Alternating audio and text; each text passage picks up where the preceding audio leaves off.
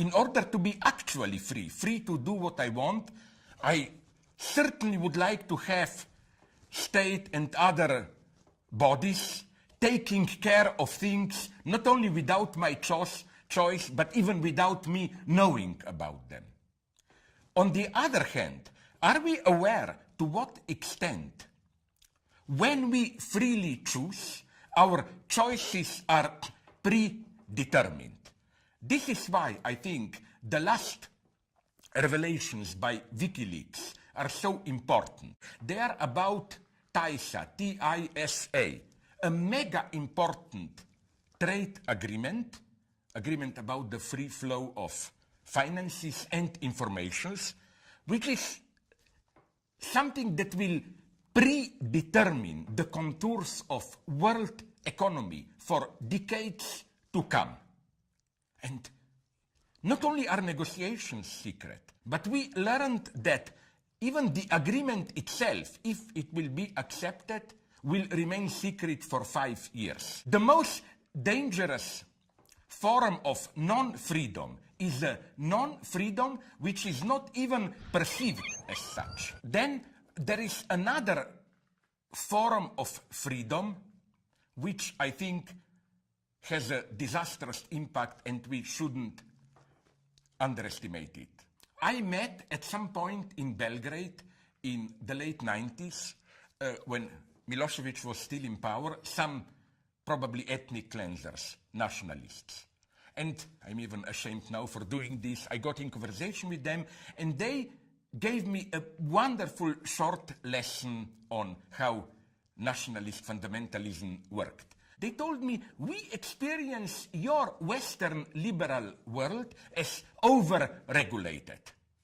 You know, you are all the time bombarded by messages of be politically correct, don't be a racist, be careful what you eat, discipline yourself, and so on and so on. And as they told me openly, I want to eat whatever I want, smoke, I want to steal when I want to beat women, rape them, and so on. And becoming a nationalist, doing some ethnic cleansing, give me this terrifying freedom.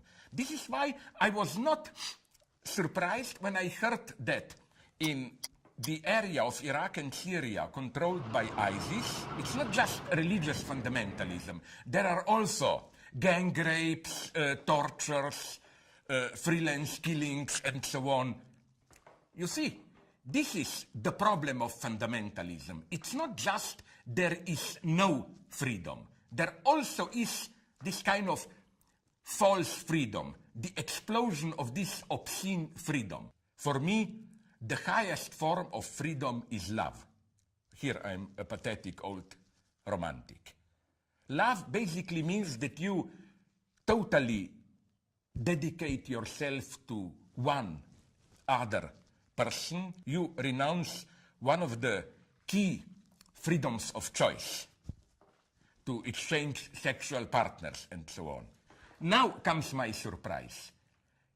This freedom is now gradually taken from us.